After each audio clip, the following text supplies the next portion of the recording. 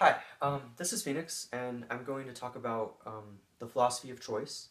I want to first start off with a question, and the question is, why do we make choices?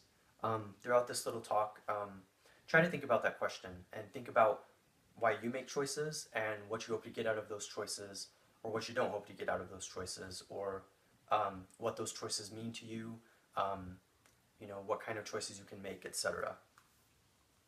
So there's two philosophies that think about choice.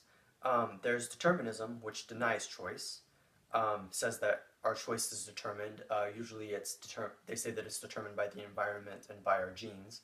But there's other theories. William James propounds that determinism is basically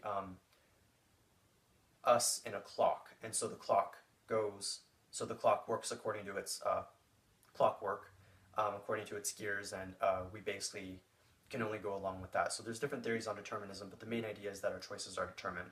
There's also existentialism, which is the idea that we're free agents.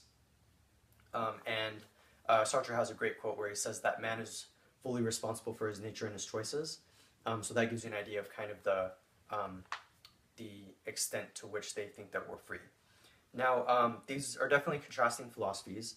Um, but they seem to have interesting consequences. So determinism is interesting because determinism implies that if we don't have a choice, then uh, what's the point? I think that could be useful in the sense that it frees us and we don't have to be accountable for our actions.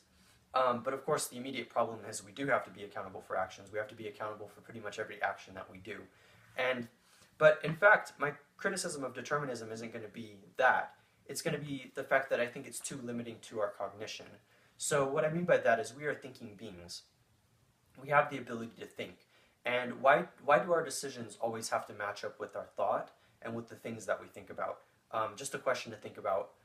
But that's one thing that I've never quite been able to answer, and one thing that I find very interesting. And so I think that it limits our cognition. And even if we weren't free agents, it would make enough sense to say that we are at least in control of our thoughts. Because if we're not in control of our thoughts, then we would have to believe things like extreme fatalism. David Foster Wallace fell prey to that, and he pretty much believed that like we can't even control our thoughts, And so, but if we believe that, then what are we in control of?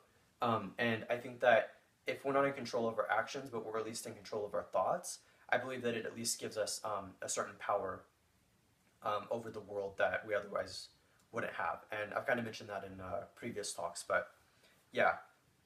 As far as existentialism, I appreciate its ability to actually unlimit cognition and to make us accountable, and I appreciate its uh, way of making us accountable for our actions, and I think all of that is super important, and I think we need that. The only problem is I'm also wondering about the unintended consequences. So, if we believe that the unintended consequences of our actions, so if we believe that we are free agents and we can do whatever we want, um, let's say that our goal in life is to do good for the world. Well, the problem with this is that there may be unintended consequences to what we do that could actually be bad. And it contradicts our own intent and our own will, which kind of makes me wonder if we really are free. And that's only an example, but I'm sure you can definitely think of examples of how there might be some problems with existentialism. Now, this feeds nicely into three different views about uh, decisions and about consequences and pretty much about free will and stuff like that. So there's Kant's view where he says that motive is all that matters. Motive is the only thing that's important. There's utilitarianism, which says that every decision should be made to maximize the greater good, and essentially it's often quoted as the textbook definition is often quoted as basically not even just the greater good, but decisions that will affect the greatest number of people positively and do the least amount of harm.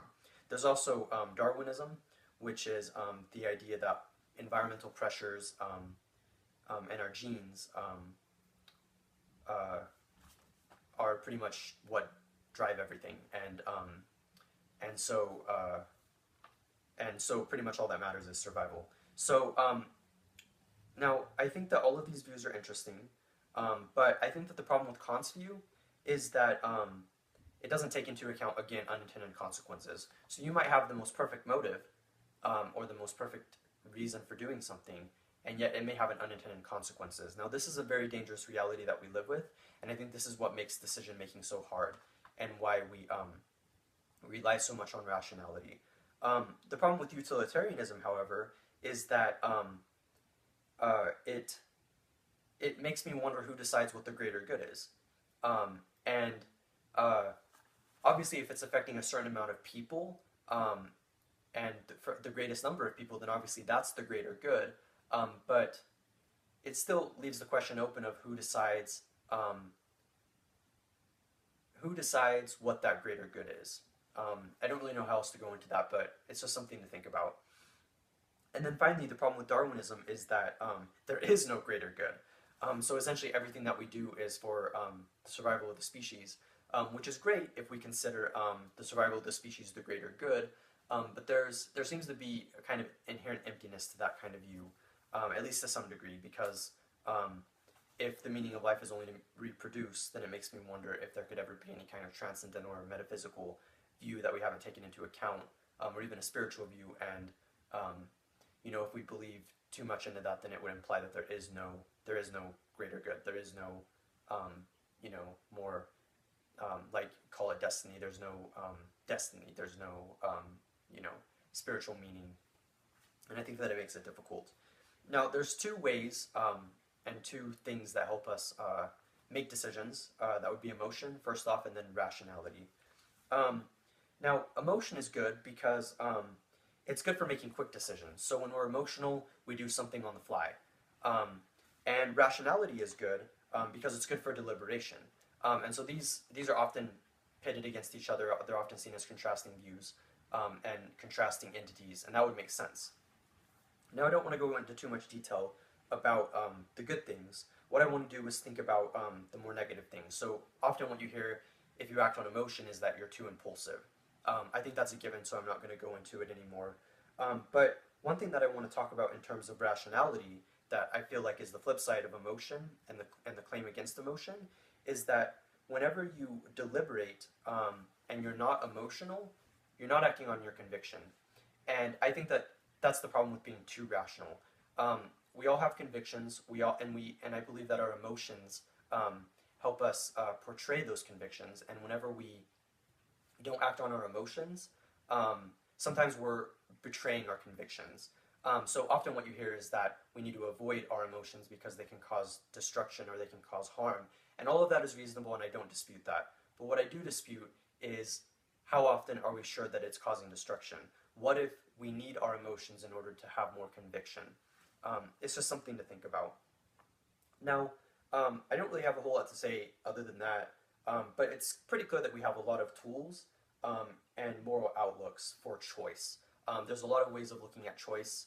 Some of these you may have considered, some of them you may have not. But the point is there's too many tools, and so kind of my idea is we need to declutter the toolbox. And I think that we can do that with a very simple claim. And the very simple claim is that we can declutter the toolbox by realizing decisions have the most meaning and purpose when we allow them to be. So too often we think about consequences, or too often we think about why we deliberate and we think about why we did an action, and we don't just allow the action to be. And I think that this is going to seem really counterintuitive and probably very obvious at the same time, but it's kind of the idea that sometimes we have to just be. And it's hard because there's so many pressures. There's so many pressures that act on us, and yet sometimes it seems that the only way that we can truly let our decisions have the most impact and the most meaning for the world and for us is if we just let them be. And sure, there's problems with that kind of claim because it makes us ask the question of, well, who decides the meaning, who decides what it means, which is all reasonable. There's other problems with it, such as, well, what's wrong with rationalizing our decisions? What's wrong with, there's a whole bunch of stuff that could be said.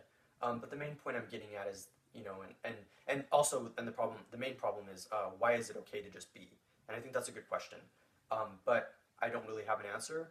But the reason why I'm coming to this conclusion is because it seems that too often our decisions aren't natural. They just happen because they have to happen, and we're not thinking about why we're doing what we're doing in the first place. And I'm not necessarily propounding more rationality. I'm just saying that to make better choices, I'm just saying that we need to think about why we make the decision in the first place. And I think that once we can get to a place of once we know why we make the decisions that we make, I think that it can open us up to a lot of things when we just let those decisions be. And of course, that's hard because we're probably going to hurt people in the process. We're probably going to make mistakes. But if we're at least operating on some kind of sincerity with our decisions by letting them be, then at least they're honest. And maybe that's not the highest ethical viewpoint possible, because, indeed, there's certain decisions we shouldn't make. And if we're making them because we want to have more conviction or whatever, then we could be doing a disservice to the world. But that is a whole nother topic and a whole nother discussion. And yeah, this is Phoenix, and thank you.